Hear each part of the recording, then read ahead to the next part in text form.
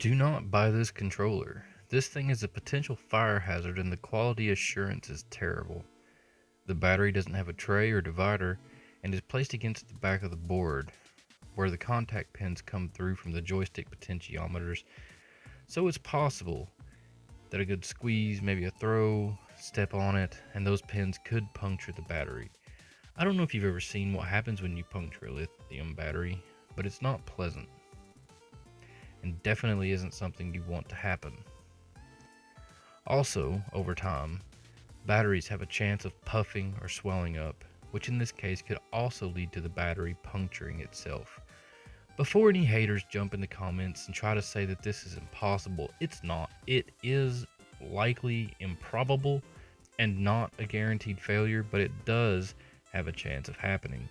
So to prove that the pins from a potentiometer could puncture a battery like this, I did my own experiment with a clamp, a potentiometer, and an old battery pack that I swapped out of a Turtle Beach headset. Video above. I probably have to say I recommend you not to try this yourself, as you can see, and yes, some of you have definitely noticed that the pins bent quite a few times, but while soldered into the board of a controller, they would have more support and be less likely to bend. And on that same note, I accidentally put divots on the battery pack in the Double Shock 3 while putting the controller back together, and the pressure of the controller closing up while tightening the screws caused those dimples. So again, while likely improbable, it's not impossible, and the battery could swell, or you could squeeze, step on, throw the controller, and those pins could puncture it, which could have devastating consequences. Just as a reminder, this is what it looks like when a battery is charged. Video credits linked below, and my old battery pack was obviously discharged. So again, don't try this at home, and I think it's needless to say, but I will anyway. I highly recommend not buying the old school Double Shock 3 controller. Do not buy this. Honestly, it makes me worry a lot about the Xbox 360 power supply I got, if this is the kind of quality assurance that old school passes and ships out. However, we're going to take a look at this controller anyway, unboxing and all, because I needed a PlayStation 3 controller and couldn't get a real Sony one from my local brick and mortar. So for the time being, mostly to ease my own paranoia, I took some snips and cut the pins on the back of the board so they aren't as sharp, and put some vinyl tape over the battery. Hopefully this is enough to keep the battery from being punctured and, well, doing what that does. So now on to the unboxing and review of the controller, and from here the video will no longer be scripted, so prepare to enjoy my usual rambles. Alright, so let's check out this controller beyond my paranoid speculation. Finally get to finishing this video and see what it's all about. The controller has one other pretty major flaw as far as what it is, although it really depends on your situation with your PlayStation 3. And we'll get to that as we get more towards the end of the video. But as you can see, what the issue is that it does not come with a cable, and it is not a by any means modern standard of cable connection. But we'll check more of that out later. The packaging is pretty terrible. There's a lot of plastic, and I have seen other controllers that you can order offline and stuff that have cardboard boxes and way less plastic. Other than that, there's nothing really in the packaging, and the controller feels pretty much like mush. The plastic of the shell is fine. The bumpers and the triggers are pretty well mush. The D-pad is pretty awful. You can fully mash down in all four directions at one time. There's no distinct ability to tell which direction you're pressing or anything, and we'll get to that definitely at the end of the video. I have a little bit of gameplay. All the screws are Phillips screws, and there's a little quality assurance sticker on there, which just absolutely drives me crazy. Also, That sticker has the date on it of 2022, at least until I puncture the sticker, because it is covering a screw. So I originally thought maybe the sticker was under the hidden screw was under the larger sticker, but it's not. It's under the quality assurance sticker, which still drives me crazy.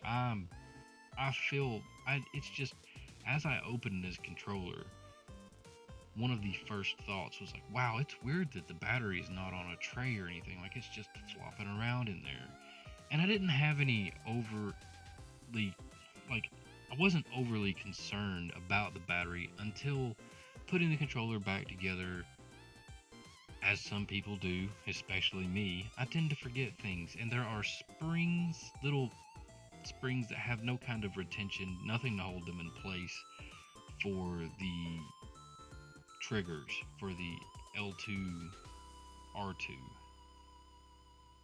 So I got those springs. So I got those springs out of place, and in putting the controller back together, had to take it back apart to put the springs in proper, and that's when I noticed that putting the back plate back on, the screws had tightened the battery up against the board and caused it to put dimples on the battery pack. So if you watch the start of the video, that's where that comes from. But other than that, I mean, it's pretty standard stuff for a chibi controller. I don't like that they used these more rigid cables to solder these boards together, and same for the bumper and trigger buttons. They're on their own separate boards on those same. They just feel cheap, and they kind of look cheap. I assume it's like the cheapest thing that they could get away with as far as how to connect all of this together.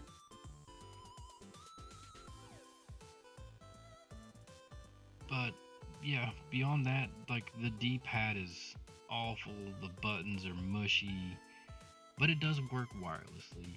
And unlike the last controller that we looked at, the Double Shock 3 here, the PlayStation button actually functions as a PlayStation button on PlayStation 3, which is critically important to me considering I did not have a PlayStation 3 controller coming into this.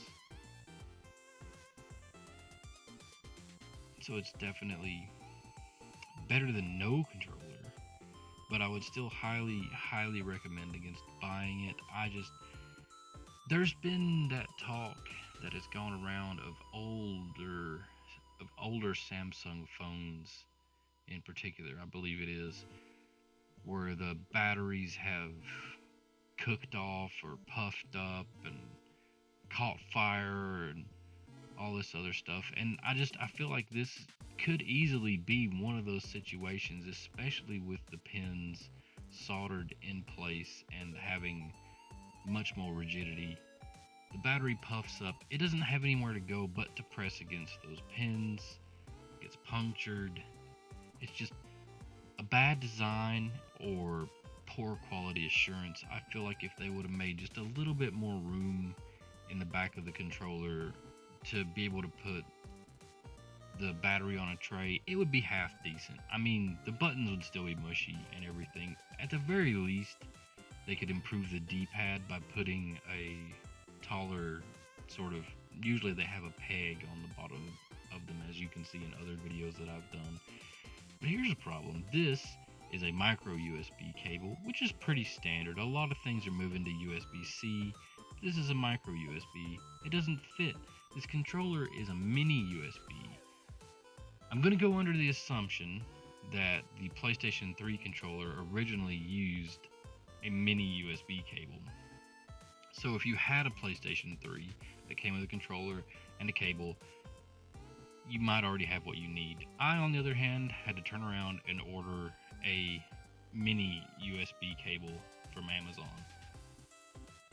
which got me functioning. The controller works and everything. And as I said, I had cut a lot of the pins up against the PCB, the board, to round them off and get them flush to where hopefully if the battery was to swell or anything, it wouldn't get punctured. But as you can see, this is the biggest grievance that I had against the Circa controller that I looked at in the last video, is that the PlayStation button didn't work, so it's impossible to change discs on PlayStation 1 games, playing them via the backwards compatibility of the PlayStation 3, like if you've got them digitally, or it was impossible to quit games out if you're playing a PlayStation 3 game. It's just, the Circa controller worked fine, but it worked exactly the same as just using a PlayStation 4 controller did, and it's like 95% there. So this is still a 95% controller, but it actually at the very least lets me fully access all the features and required UI to play through and manage games. The D-pad is sincerely horrible though. I'm just trying to press against the wall and press up, and it cannot help but to press to the left as well. So once again, just to really wrap up, I highly recommend against this controller, and I would suggest just trying to find a Sony manufactured controller, even an older one. If you can get one and replace the battery pack in it, it should keep going for a long time. But that's it for this video. Sorry for the delay between videos. I know it's bordering on 2 months since the last video on TECHNOBABBLE, but que sera, sera, and life is what it is. I've had some interesting couple of months. So yeah, that's pretty much it for this video. Hope to catch you in the next one. And this has been Valhalla's Demise on TECHNOBABBLE. Remember to be safe and be good.